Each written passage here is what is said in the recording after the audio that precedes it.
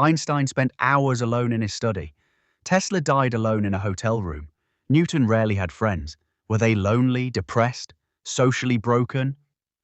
No, they were brilliant, and their brains literally required solitude to function at genius level. Here's what society won't tell you.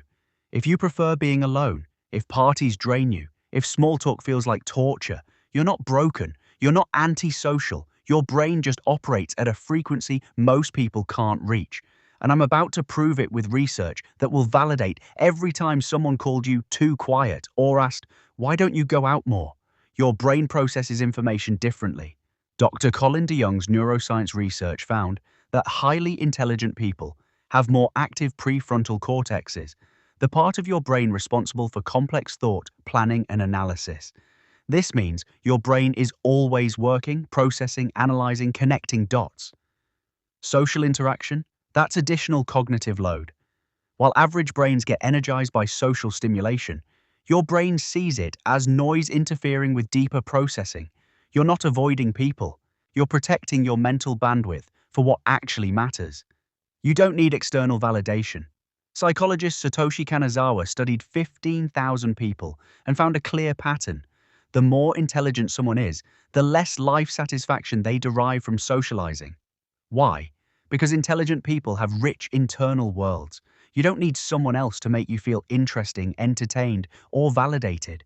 Your thoughts, ideas, projects, books, they're enough. You're self-sustaining. Most people need constant external input to feel okay. You generate your own stimulation internally.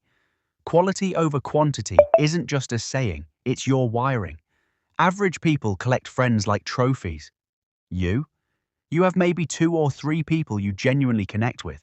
And that's not a deficit, it's intentional curation. Research from Oxford University found that highly intelligent people maintain smaller social circles because they invest deeply rather than broadly. You don't want 100 shallow connections, you want 2 real ones.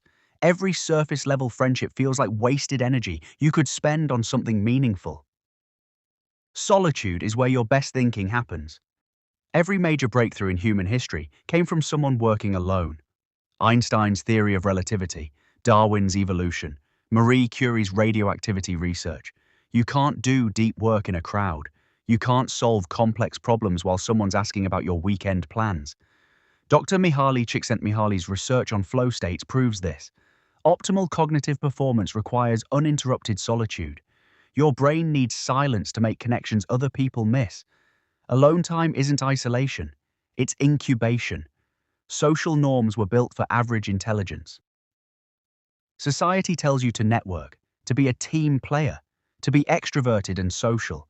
But those systems were designed for people whose brains need external stimulation to function. Your brain doesn't.